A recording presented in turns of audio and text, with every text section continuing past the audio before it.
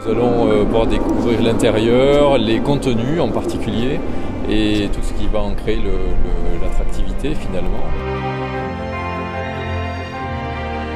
Je suis très curieux de voir à quoi ça peut ressembler. Je pense que ça va nous donner plein d'idées. D'abord une curiosité, parce qu'on a entendu parler depuis fort longtemps. Un projet de marketing territorial, voilà. Je crois que la Cité du Vin, c'est vraiment l'emblème d'une réussite où on construit un cœur vraiment battant sur un territoire. Voilà, donc je souhaite la même chose pour notre projet. C'est un lieu tout à fait étonnant parce qu'on est dans la cité du monde, là vraiment. On a l'ensemble des vins de la planète. Alors bien sûr avec une part belle pour les vins de Bordeaux, c'est bien normal, mais on découvre véritablement un monde du vin universel, quoi. C'est tout à fait surprenant dans un lieu assez magique. On a une architecture qui rappelle un petit peu la cale d'un bateau, et là on va découvrir avec un audio guide toutes les étapes de la fabrication du vin dans toutes les civilisations qui ont connu le vin, donc de moins 7000 à nos jours. Donc on va approcher l'audio guide du symbole, et donc là l'animation se lance à la fois donc pour tout ce qui est œuvres vivantes, donc les films, les vidéos ou même les hologrammes comme on peut voir derrière, et puis en même temps on a donc le guide qui nous explique tout en détail. Alors l'exposition est effectivement un peu spéciale parce que, comme je le disais, ça marie un petit peu et le bâtiment et la façon dont le bâtiment a été réalisé. Il faut savoir qu'il a mis 36 mois pour se réaliser, 3 ans. Donc c'est un projet très complet, très complexe, mais je crois que le résultat en vaut la peine.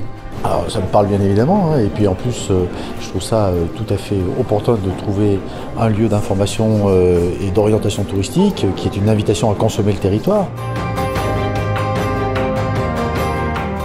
Un plaisir partagé dans un endroit qui le vaut bien, cette cité du vin qui est absolument magnifique, dont nous avons vu nous ici qui sommes à Bordeaux depuis un certain temps la genèse de l'histoire, c'est-à-dire de sa création, de sa construction pièce à pièce, jusqu'à cette inauguration très récente. Un lieu magnifique et un vrai plaisir de se retrouver avec des Valentinois. Je crois que parce que effectivement je pouvais faire le lien entre Philippe Massol, qui est l'âme de la cheville ouvrière de cette cité du vin, et puis ce projet que vous êtes en train de mener dans la région valentinoise, qu'effectivement il me semblait intéressant qu'on puisse faire le lien. J'espère au moins que c'est à la hauteur des espoirs que vous fondez dans la création de cette structure valentinoise. Vous voyez ce que la cité du vin vous fera aussi bien pour la cité de la gastronomie, j'en suis sûr. La rencontre avec le directeur de la Cité du Vin était extrêmement constructive. C'est quelqu'un qui est arrivé autour d'une page blanche et qui a réussi à construire un projet comme celui-ci avec un appui politique très fort, c'est ce qu'on a aussi ressenti dans ses propos. C'est pour nous extrêmement instructif. C'est une nouvelle fois un grand moment de partage. Cette journée a été consacrée vraiment de nouveau à travailler ensemble, à penser ensemble, à avancer ensemble. Et c'est vrai que la découverte du projet de la Cité des Vins de Bordeaux nous a permis une nouvelle fois de nous projeter dans ce que pourrait être la Cité de la gastronomie de Valence, qui nous montre ce qu'on est capable d'arriver à construire alors là c'était sur la thématique du vin, mais sur la thématique de la gastronomie on peut aussi raconter de belles choses. Je suis très agréablement surprise par l'esprit d'appartenance, l'esprit de groupe. Voilà. Je trouve qu'il y a une forte communion entre les différents acteurs. Ça nous a fait lever de bonheur, mais voilà, c'est sympathique. Très intéressant, ça donne envie parce que on voit toute la mise en avant des gens du vin, le patrimoine du vin, et on se dit tiens, on n'aura peut-être pas forcément le même budget parce que bon, il y a un coût, mais ça vaut le coup de se réunir pour valoriser tout le patrimoine gastronomique et alimentaire qu'on va avoir sur la région de Valence. Très intéressante. Au niveau gastronomique, la gastronomie se marie très bien avec le vin. C'était vraiment très intéressant, très enrichissant. En fait, on n'est pas resté assez longtemps. Donc, ce qui veut dire que si on n'est pas resté assez longtemps, c'est que c'était bien. On est resté quand même quelques heures quand même là-bas. Des choses très intéressantes, autant au point de vue architecture, infrastructure. Déjà rien que les fondations et les travaux qu'on a vus en photo, qu'on soit sur le bord de la Garonne ou le bord du Rhône, on aura des mêmes problèmes, donc des choses concrètes. Ça ne va pas se faire comme ça, mais on voit que c'est jouable aussi. Donc si tout le monde y met de la bonne volonté, ça doit pouvoir se faire. C'est vraiment super intéressant.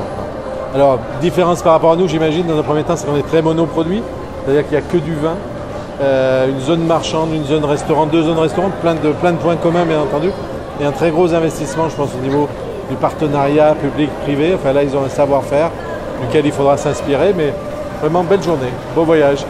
Quelque chose qui m'a impressionné, c'est le niveau de mécénat, que ce soit dans l'investissement et également dans le fonctionnement. Ce qu'ils arrivent à faire à Bordeaux est incroyable.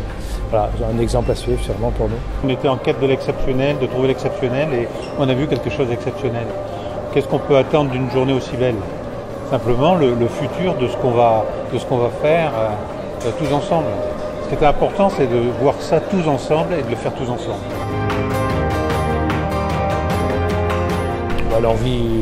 L'envie de construire quelque chose d'aussi beau que ce qu'on en a vu ici.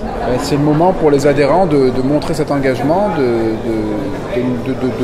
qu'ils se positionnent, qu'ils nous fassent passer des messages, qu'ils nous disent comment est-ce qu'ils ont envie de s'engager de nouveau, enfin différemment dans l'aventure aujourd'hui, parce que pour le coup, on est vraiment dans une phase de transition et on doit maintenant construire une entreprise.